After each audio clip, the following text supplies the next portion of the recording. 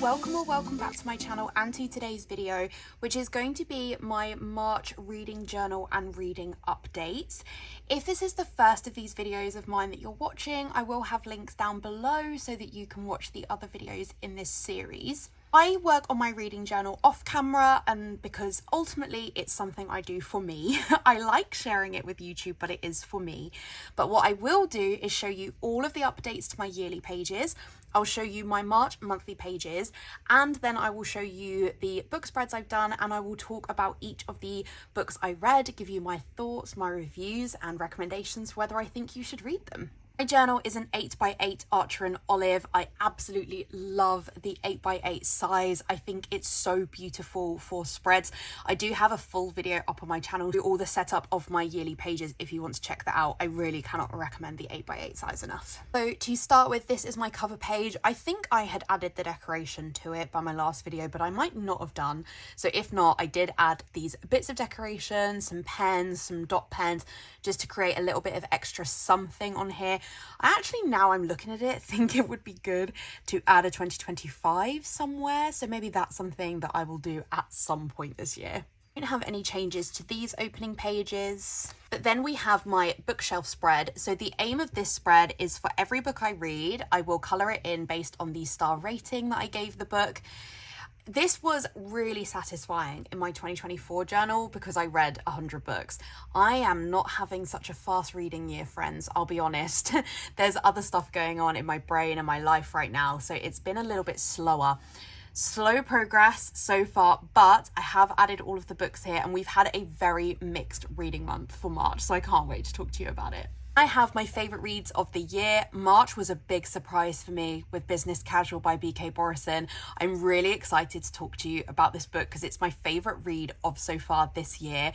We don't have a 5-star yet, which is really weird for me. I'm a little bit stingy with 5 stars in the way I think probably most of us are, but I'm not extremely stingy. So the fact that I've not had a 5-star at all, I do think is a little bit weird. And I don't know if that's because I'm just not reading books I really want to read or because of like where my brain is at, I don't know.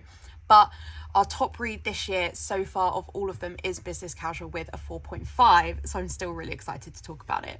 Then I have my 25 books in 2025. I made progress with one of these books in March, but haven't made progress in any others, despite the fact that all of these are books I obviously really want to read. So maybe some more progress will be made on these in April. But given I'm filming this in the middle of April and still haven't read any of these, I'm not feeling optimistic.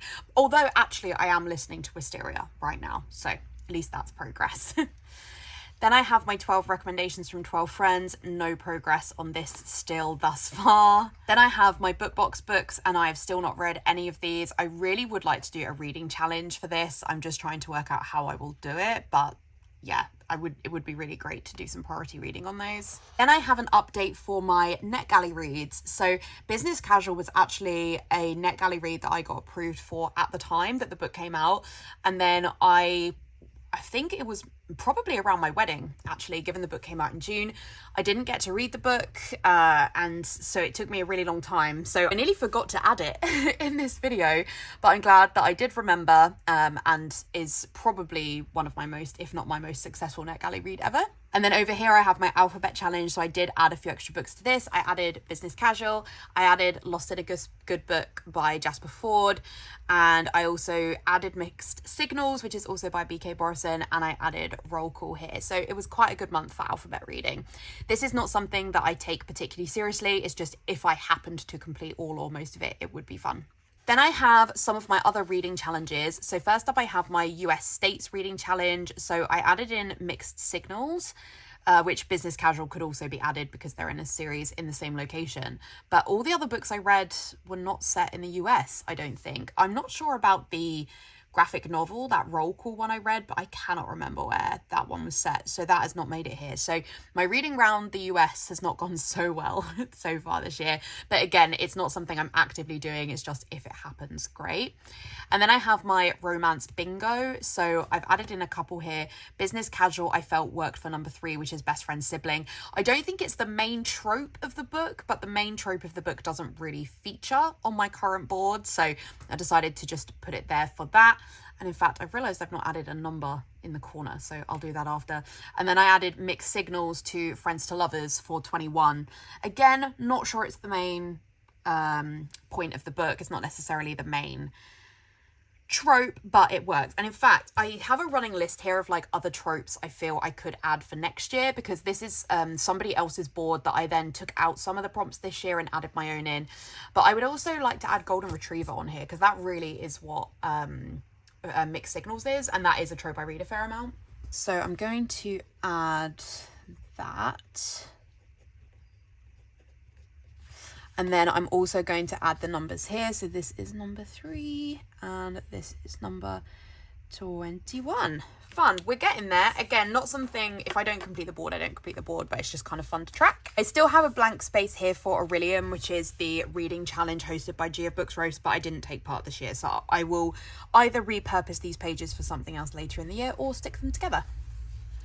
Then I have my series challenge. So I have many series I'm in the middle of, and I have a dedicated video on my channel where I go through a series update when I do my book spreadsheet tour. But these are the sort of like priority series that I want to get through. So I finished off the Lovelight Farms by B.K. Borison with finishing out Mixed Signals and Business Casuals. That was great. I finished out the Athena Club series by Theodora Goss, which has really been hanging over me, so that's great. And I am also in the middle of The Undermining of Twyla and Flank and Wisteria. So like progress is being made here. I'm quite proud of myself really in this sense. Then I have the pages where I go through my like physical Kindle and audiobook TBR, and when I read a book, I just stick the book cover in here. I did show these in a recent video by Jashi Kurin, which I was absolutely bowled over by to be a contributor to, and if you've not seen that video, it has loads of really amazing creators recommending reading journal tips, so I will link to that down below. It's such a good video and I'm so grateful to Jess for including me in that. Where this is a particularly useful spread for me is that these are ordered from the earliest I added a book to my TBR, not necessarily the earliest I purchased it, but the earliest I added it to my TBR to the latest, and it's actually embarrassing that none of that first page is filled out yet. I did add 2 books to this page though, so that's good. And then I added Rebound here, so a bit of a later purchase there. And then I have my Kindle TBR. So Mixed Signals is a book that I owned physically and on Kindle, so that got added twice. Good for it. And then I have my audiobook TBR, and I did already own the Sinister Mystery of the Mesmerizing Girl, but I didn't own the 2 books by Jasper Ford. So I do just add them in at the end until I run out of space, just kind of to sort of not trick my brain, but to get my brain used to seeing like actually you're only reading new purchases rather than books that were already on your TBR. Wish it motivated me more than it did, to be honest, but I love the spreads. I have blank page here, which can be used for something or it will be stuck together. And then I have my TBR bingo pages, which have dedicated videos on my channel. And I am still in the middle of the TBR bingo vlog of reading Fourth Wind and Iron Flame. And I'm 50 minutes away from finishing Iron Flame, so that should feature in my April journal video. I don't know when I'm going to read Onyx Storm. I feel like maybe it would be better to just draw a line under that particular video right now, read some other books for videos for a bit and then come back to Onyx Storm. I'd wanted to read them back to back, but I'm not sure that's working for me. So watch this space for updates on that. Then we will go straight to my March pages. I love how these turned out. So I do my monthly spreads in the same way each month. I have a cover page on the left and I use a month sticker from Thumbelina Print and a witch from Maragonisuli, who is just like my idol with how amazing her art is. And then on the right hand side, I have a calendar, which just gives me an idea of how long it took me to read each book. This one is the first time that I've ever had to like drop a line. So I didn't quite perfect having these ones written out. Like if I'd moved roll call to here, it would have been fine.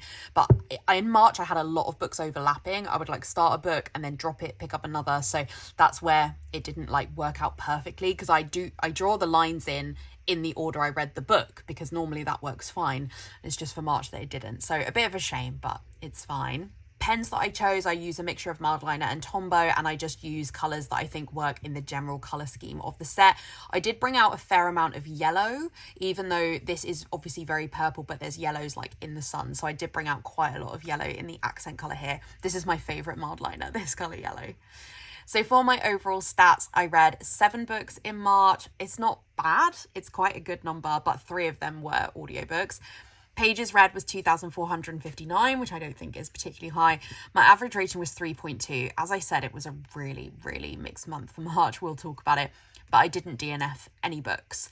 And I also mark here my general stats, so it just shows my growth on Instagram and YouTube, both of which are small, but Instagram is finally rising. Like, we've finally confidently over 1,900 followers, which for a really long time I just had plateaued there. So still positive, and then my YouTube followers are slowly growing as well. So they're not massive numbers by any means, but they're big enough for me. So yeah, it's still great to like see that progress. What is really interesting here is I had an issue where I got Instagram and YouTube the wrong way round in the actual stats. So I had to go to the back, cut out a page, cut out the circles and stick them on. I don't think it's immediately obvious, but you can tell now I've told you.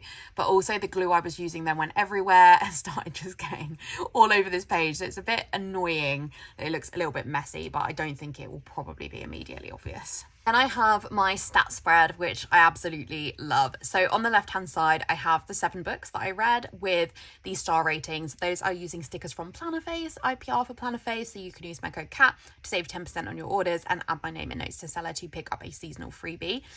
I then underneath have the 4 books I'm still reading. I don't always include that, but I had the space this time and the 4 books kind of fit quite well. So still reading Final Empire by Brandon Sanderson, of course, always will be, I think.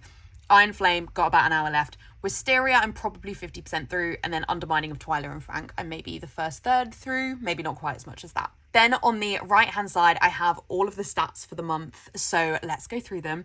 So for genre, I read 1 contemporary, 1 historical, 3 romance, my favourite genre, not a surprise, and 2 sci-fi. For formatting, I had 6 novel and 1 graphic novel, which was the Dungeon Club Roll Call. For source, I had 4 physical, 2 audio, and 1 ebook. So quite a good mix, really. I'm proud of the 4 physical. Is that even true? I think 3 of them were audio. Okay, this one is completely wrong because for some reason I just filled out the books incorrectly. So I'm going to have to redo the circle for that, which is annoying. But it's actually 2 physical, 3 audio and 2 ebooks. So yeah, I'll have to redo that one. But at least I realise now, I guess.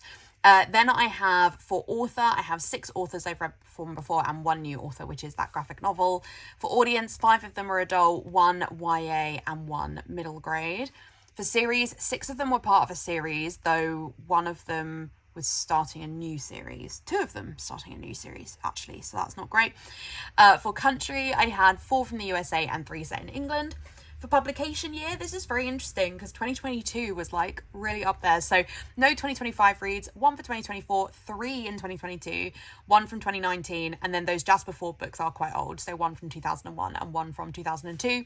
And then for acquired, quite a range. So 1 from the Works, 1 from Amazon, 2 from Audible, 1 also can't be correct though, because if 3 of them were audio. Yeah, so this actually should be higher from Audible because the Amazon one is from Audible, but I'm not going to redo that one because I've already written Amazon there, so that's a bit annoying. I'd have to like mark it out. But anyway, it's actually 3 from Audible, 1 from NetGalley, 2 from other.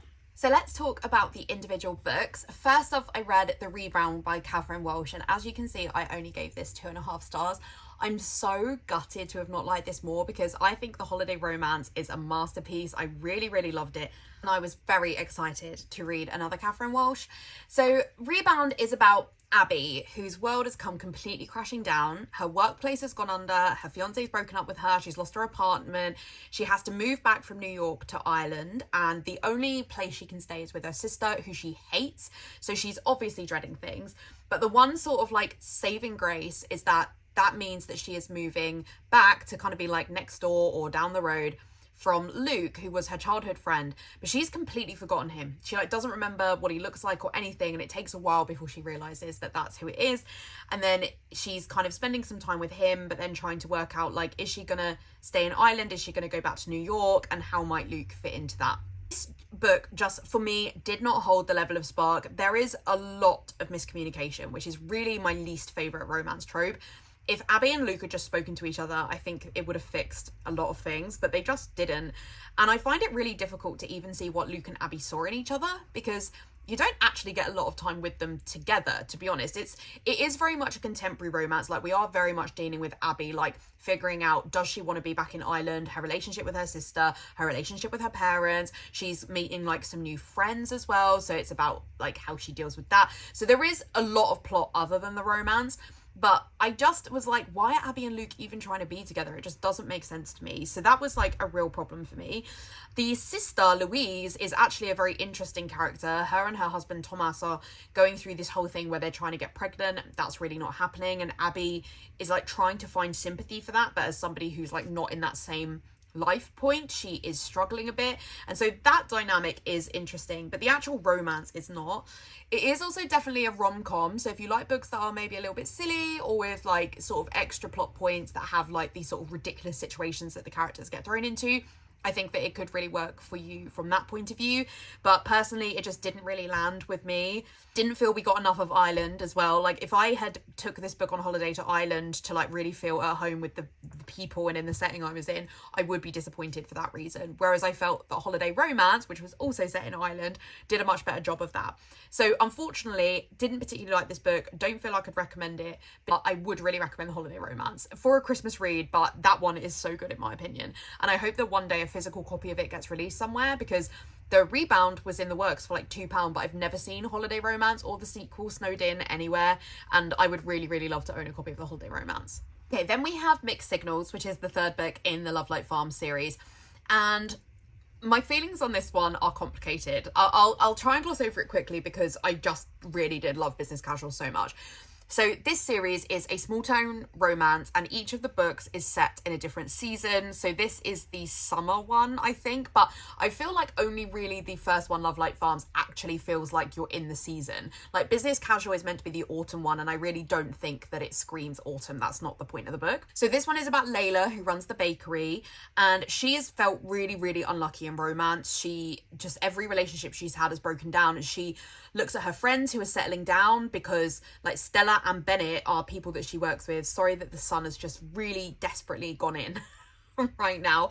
The UK weather is so changing. So I think in this one, like, we really do see the like grievances that Layla has with the fact that Stella and Bennett, who she works with and sees every day, have settled down in these amazing relationships, and she does feel really left out, and she loves her friends, but obviously she is feeling sort of left out herself.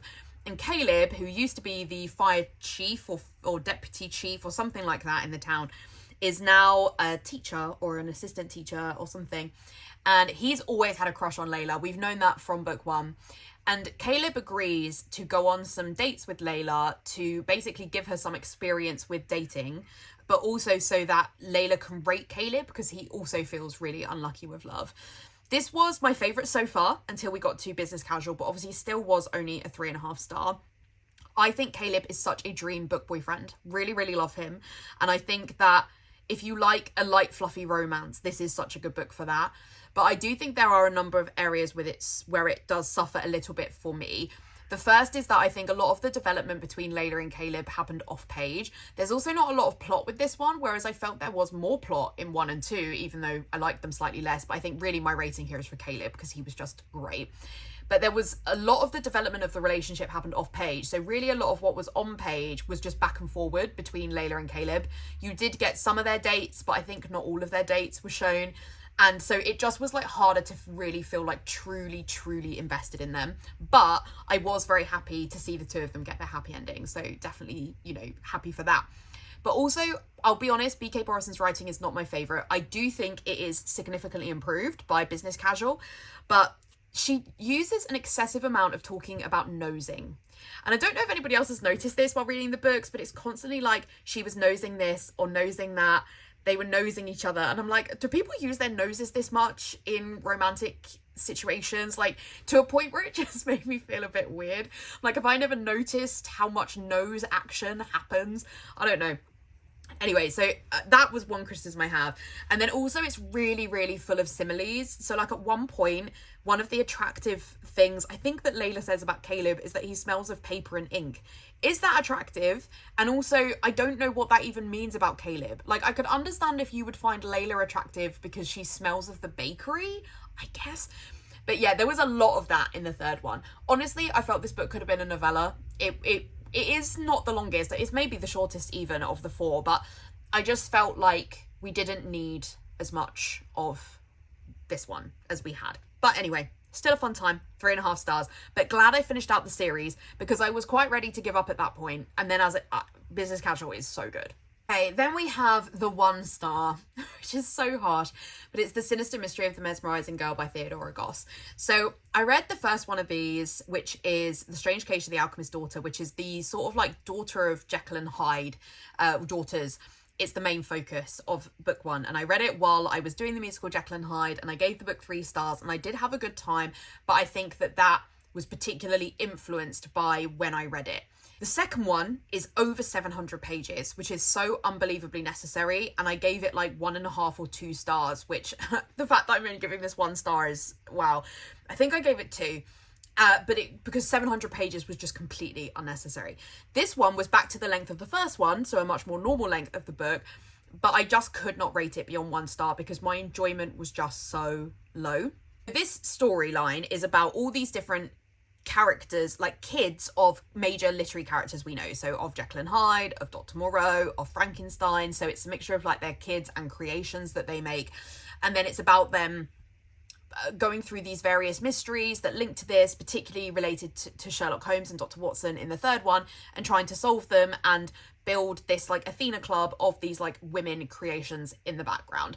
My problem with this series is that it is written by one character, Kat, but the other characters are constantly interrupting her. And that on audiobook, in my opinion, doesn't work. It would work if it was narrated as a full cast audio, but it's not. I don't particularly like Kate Redding as the audiobook narrator for this series, which I know will be controversial, but is how I feel. The constant interrupting of the characters just does not work. It constantly interrupts with the flow of the story. And also, you know that the characters won't die because you know that the books have been written after all of the stuff takes place.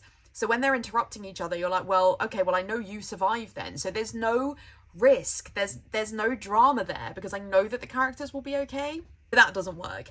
And with this one in particular, it basically is just like a Sherlock Holmes book. So they're solving a mystery in the way that Sherlock Holmes would, but the mystery is actually about Sherlock Holmes. And I just didn't care. And every time I would drop out of the book like mentally for 2 seconds and then come back, which does happen. I think it happens with anyone when they're reading, but I think it's more likely to happen on audiobook. I then would be like, oh, we've moved like several days or weeks, or we've moved characters that we're dealing with, and there's so many characters to follow. So many characters. I just couldn't keep up. So I felt like I just didn't ever really know where we were in the book. And I was really only zoning out for like maybe 30 seconds, okay, just to be clear. So I shouldn't have been like that out of it by zoning out that much. And then my particular issue is like the introduction of the book opens with a set of characters that are not our main Athena Club characters.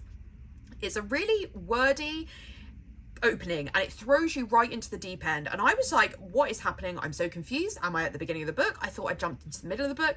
And then one of the characters interrupts Kat writing it and is like, I don't think this works without some kind of introduction. Like, you can't just jump into the story here. And I think, so it's self-aware, but that's also not good. It's right. The book can't jump in there. It didn't make sense. I felt out of it from the very beginning by that. So I think that the tropes or the mechanisms that the author has used just don't work for me. But I know this series is really beloved, and I'm sure that when I'm talking about it, it sounds like something you would enjoy because it sounds like something I would enjoy. So I absolutely can see why there's an audience for this. I think I'm so happy for who it works with. I'm devastated it didn't work for me, but I'm really glad to be done with it because this series has been hanging over me for a long time. Okay, then we have Roll Club, which is Dungeons & Dragons Dungeon Club Book 1. I think the second one of this series is out now. This is a middle grade graphic novel, which I just picked up totally on a whim. Like, I'm trying to not definitely get into D&D, but I just like to very slowly explore D&D. there's a lot of D&D in my life. My husband plays D&D. We watch a lot of like D&D panels and things like that. So I try to just like upskill myself when it comes to D&D. And I thought a middle grade graphic novel might be the way. So we have Jess and Olivia, who are best friends. They've been best friends like their whole lives. And they have this 2-player D&D campaign, which they've been playing for years, that they absolutely love, that has just been like a great part of growing up together. When they start 8th grade, Olivia is really keen to introduce more people to the campaign, especially as she's also debating running for like student body president or something like that. And her mum is really against her playing D&D. So she wants Jess to have some more friends as well that are not just her. And one of the people that she asks to join is Theo, who's really, really bullied and really, really could do with a group of friends. But Theo's been bullied for a long time. And one time when he was being bullied a few years ago, he pretended he was in a relationship with Jess to try and make himself look cooler. And Jess hates him for that. So she's really, really unhappy with Theo joining the group. And also about having to share Olivia with anybody else, to be honest. She really doesn't want to do that. The art in this is stunning, okay? It's so beautiful. We really effortlessly move between modern day and the like D&D world that they've created. The characters are stunning. The art, like the color palette is beautiful. We get these amazing mountainous scapes. It's really, really beautiful. The story is actually really difficult to read, as a lot of middle grades are, to be honest, which I think is great to really help young people deal with stuff. Because the bullying it really happens on page, and Kelly the bully is horrible, and that is heartbreaking. It also is really hard to have Jess as a main character because she is selfish. She doesn't want to share Olivia. Her and Olivia have this big bust up in the middle of the book because she just can't deal with it. She really hates Theo, and that's really hard to watch as well. So I found that really difficult. There was so much lashing out, and you spend so much of the book in Jess's head. And I know it's because it's important for the age group to go through that, to see Jess's character arc and to really like see how she's going to progress and get over some of these issues that she has. And I think that's all handled really well. It does just make for a difficult read. 4 stars is maybe a little bit generous for this, but I will always give graphic novels a bit of a higher rating because I just think like so much effort goes into the art. I think this is perfect for the age group. I would really, really recommend this. I don't know that I'm going to carry on with the series. Book 2 focuses on Olivia and her dealing with like battling between what her mum expects of her and what she wants to do and how much D&D she wants to play. I just don't know if I feel a need to carry on with it. I think the book is stunning, but I just am not sure that I personally need to keep it or to carry on, but would really recommend it. Had a really good time. Okay, I'll probably talk about The Air Affair and Lost in a Good Book together because they are part of the same series. So these are by Jasper Fforde, who wrote Shades of Grey and Red Side Story. Shades of Grey is one of my favourite books of all time.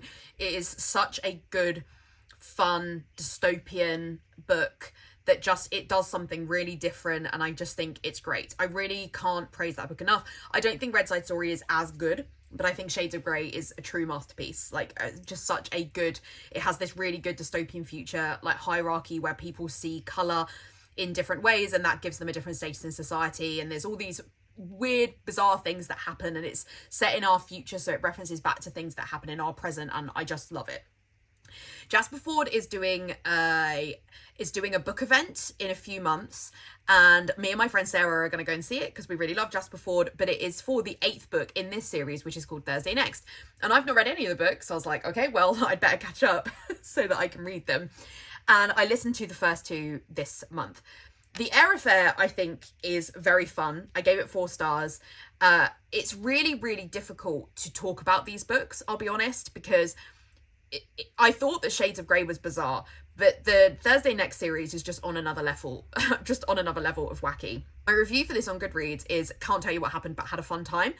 And I've read the synopsis of the book, which does make the book sound coherent, at least up to a point, but I don't feel it is particularly coherent when you're reading it. I was listening to the audiobook. I really liked the audiobook experience for this, but maybe that is also part of it. Maybe it would have been more coherent if I read it. I don't know, but it is really fun. The second book, I think, struggles from second book syndrome. It just is trying to move the story along, but I didn't care as much as I did in the first one. I didn't care about the characters as much or what was happening, but I will absolutely carry on with the series because I need to know what happens before I meet Jasper. I've not got so many months to get through it, so I'm going to have to like ramp up the pace, I think, of these. But I'll try and give you a brief synopsis. So we have a character called Thursday, who is a literary tech, which is like a literary detective where they basically look after all of the manuscripts of books and make sure that nothing happens to them. And we find out that a guy called Acheron Hades, and that was something I did not get at the beginning of the book, that Acheron and Hades are the same character. So that would have really helped me to know that, I think, before reading this, because I thought they were two different people for a lot of it. But Acheron Hades is the third most wanted man in the world, and he's wanted because he is trying to steal characters from major pieces of work.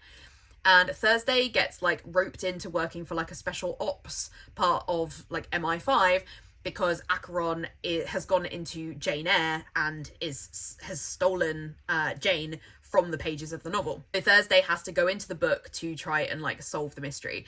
But there's also this whole separate thing about there's a war happening in the background. Thursday's brother has gone missing in the war. She had a major relationship of like 10 years, but then her and her partner have split up. So there's like that whole plot point is happening. There's her dad can time travel, and so whenever he comes to see her, he'll be like accidentally revealing things that are going to happen in the future that Thursday doesn't know yet. I mean, it's bizarre. It is bizarre. And Shades of Grey was bizarre as well, but I think this one is more bizarre. And I think that's probably why I prefer Shades of Grey slightly more, because I think that Shades of Grey, whilst bizarre, there is some more coherence there, or at least something that works better with my brain. Whereas this one, if you blink or you drop out of the story, something will have happened and you will not be able to keep up. So it's very fun. I would recommend. They're really different to books I think are released now. I mean, well, I say that, I guess Jasper Fforde is still writing, so he is still releasing books like this, but I've really never read anything else like them. Maybe Dungeon Crawler Crawl, like I've not read that yet, but that's probably in the same sort of vein. But if you like something that is really silly, but has this like very fun science fiction dystopia to it, I would really recommend Jasper Fforde's books for that reason. I think also these books would be better read by people that are better read than me. I've not read Jane Eyre, I've not read a lot of major literary classics, like I've not read Lord of the Flies and stuff like that, and there is a lot of reference to those. So I think if you are somebody that studied an English literature degree, this series is really truly meant for you. Okay, so now let's talk about business casual. So I thought this was the one I was going to like the least, I'll be honest, because if I read the synopsis of all 4 books, this is the one that is least my kind of thing. Like ultimately I am somebody who like wanted to settle down really early. I've been with my current partner for nearly 6 years.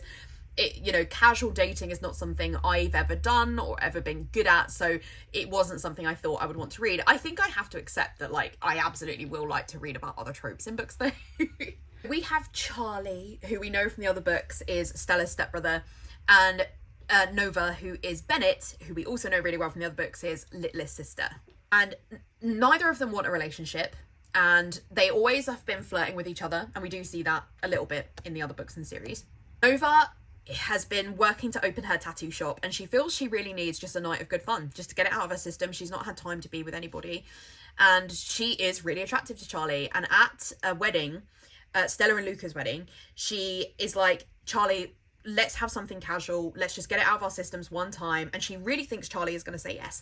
Charlie is completely taken aback. He always thought that him and Nova, this would never happen for them. So he says no, because he's like, I can't believe you're asking me this, basically. Nova is completely devastated, really embarrassed, avoids Charlie for ages, and then they sort of keep running into each other because Charlie is staying in town for a bit, because he doesn't actually live in town, he lives in New York. And he says to her, like, if you really want this, ask me again and I'll say yes. I just have to be sure that this was not just one night, you were a bit drunk, we were at a wedding, I need to be sure you want this, because we run into each other's lives all the time, so we need to make sure this is going to work for us. Nova is like, yeah, let's do it.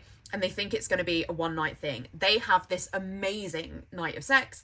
And so he's like, so both of them realise that actually they probably can't just do this one time. But what do they have to lose? Charlie's only going to be in town for another month. So, why not just carry it on?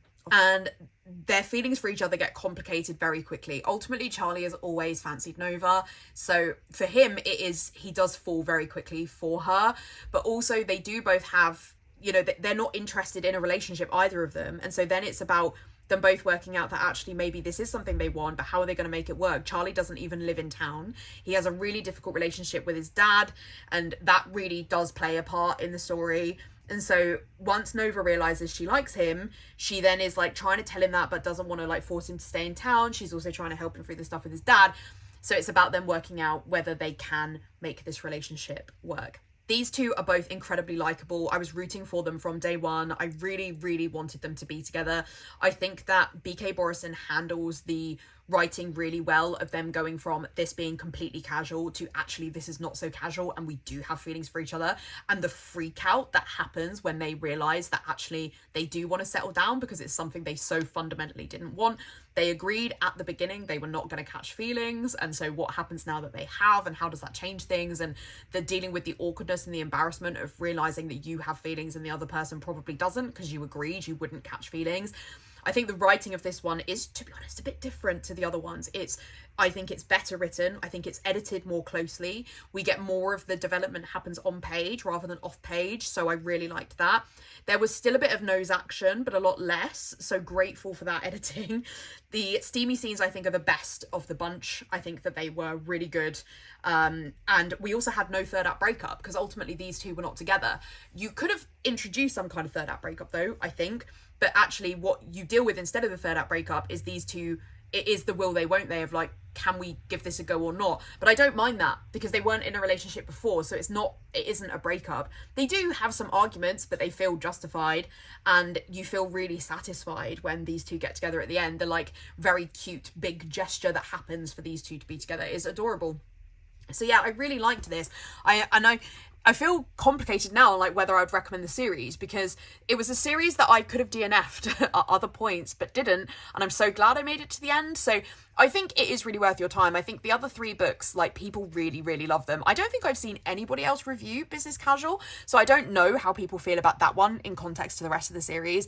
But this is a really well-liked series, and I just personally think it's really worth your time to keep going.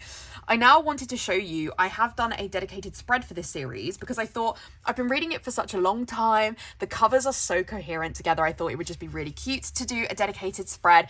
So I've not written about the individual books or anything like that. I just wanted to sort of stick the book covers down so that I could see all four of them together. I've got my ratings there as well, so you can sort of see the development of how I felt about the series.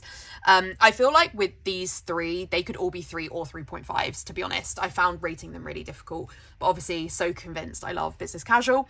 What is also really cute is that I started reading on the 24th of December 2023 and I finished on the 24th of March. So, you know, just that 24th there. But yeah, I've been reading this series a long time, and so I just thought it was cute to just do a little spread for this guy, for Love Like Farms and for this community, and also to show like how many pages each one is and all that kind of thing. So yeah, I'm really happy with how this spread turned out. It's nothing major, but it's also given me a new layer to my reading journal of realizing that I could do some quick to-do spreads that still feature series without me doing an excessive amount of writing, which is something I don't particularly like doing in my reading journal. So that's it. That's everything I read in March. I hope that you enjoyed hearing me chat about these books, and it's really great to have finished out 2 series in March. So it was really successful from that point of view, even if I don't have the best ratings overall, and you know, it is a little bit up and down. I am excited to talk about April with you. I'm hoping that a little bit more reading will happen in the second half of April, but yeah, my reading is in a weird place this year, and I'm just going to let myself off. I don't have a goal to read 100 books this year, which I have had for the last couple of years. It's just not going to happen, I don't think, this year, but letting myself off, being kinder to myself. Still 7 books for March is great. If you did enjoy this video, I would really appreciate a like, and if you haven't already, I would love it if you would subscribe. In the description, I will have links to the videos I've referenced today, and I'll also have a link to a doc called My Reading Journal Favorites. So if you want to see all of the tools that I use in my reading journal, you can check that out. I'll also have a link to my Instagram and my Goodreads, which might be especially interesting to you if you want to see my reviews on my books in real time. Otherwise, I'll see you in my next video.